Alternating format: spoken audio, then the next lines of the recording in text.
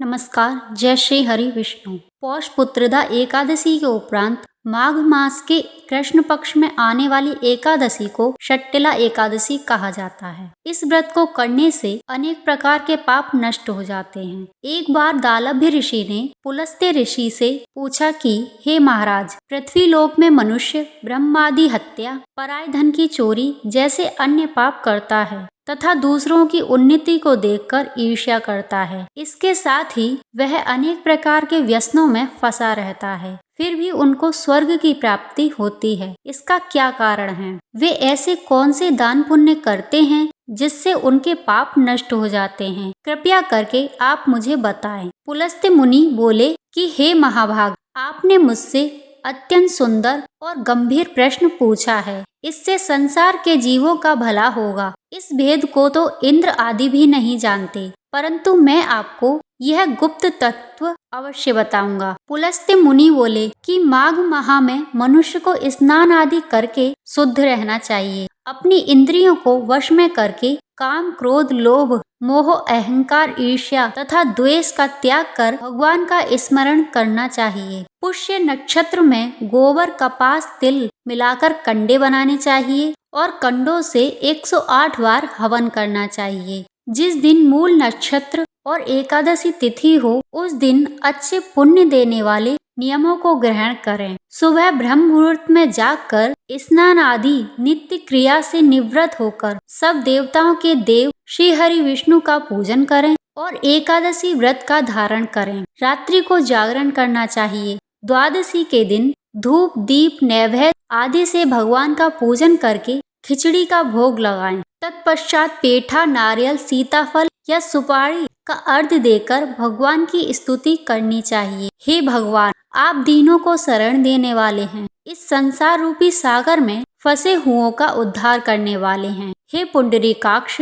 हे विश्व भावन, हे सुब्रहण, हे पूर्वज, हे जगतपति, आप लक्ष्मी जी सहित मेरे इस तुच्छ अर्घ्य को ग्रहण करें। इसके पश्चात जल से भरा कुंभ यानी घड़ा ब्राह्मण को दान करें। इसके साथ ही ब्राह्मण को श्यामा गौ और तिल पात्र देना भी उत्तम है। तिल स्नान और भोजन दोनों ही श्रेष्ठ हैं। इस प्रकार जो मनुष्य जितने तिलों का दान करता है, वह उतने ही 1000 वर्ष स्वर्ग में वास करता है। इतना कहकर पुलस्त्य ऋषि ने कहा कि अब मैं तुमसे इस एकादशी की कथा कहता हूँ। एक बार की बात है, नारद जी ने भगवान श्री हरि विष्णु जी से यही प्रश्न किया था और भगवान ने जो षट्टिला एकादशी का महात्म्य नारद जी से कहा, वही मैं आज तुमसे कहता हूँ। ध्यान पूर्वक सुनो। प्राचीन काल में मृत्यु लोक में एक ब्राह्मणी रहती थी। वह सदैव व्रत और पूजा करती रहती थी। एक बार उसने माघ माह के पूरे महीने का व्रत किया,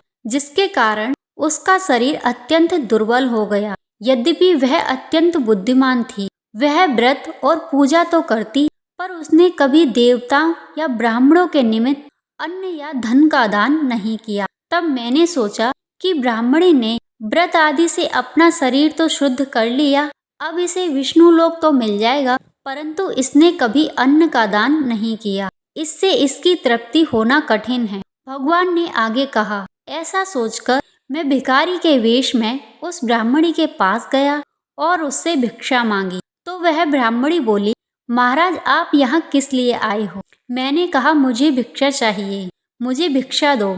इस पर उसने एक मिट्टी का डेला मेरे भिक्षा पात्र में डाल दिया।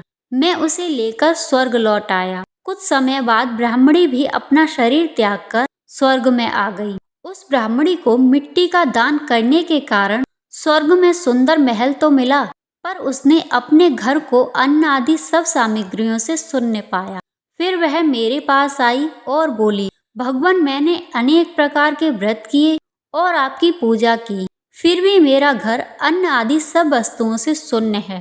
इसका क्या कारण है? तो मैंने उससे कहा, पहले तुम अपने घर जाओ, वहां तुम्हें देखने के लिए देव स्त्रियां आएंगी। तुम पहले उनसे षट्टिला एकादशी का पुण्य और व्रत विधि सुन लेना, तब द्वार खोलना। मेरे ऐसे वचन सुनकर ब्राह्मणी अपने घर गई। जब उसके घर देव स्त्रियां आईं और द्वार खोलने को कहा, तो ब्राह्मणी बोली, आप मुझे देखने आई हैं, पहले मुझे षट्टिला एकादशी का महात्म्य सुनाओ।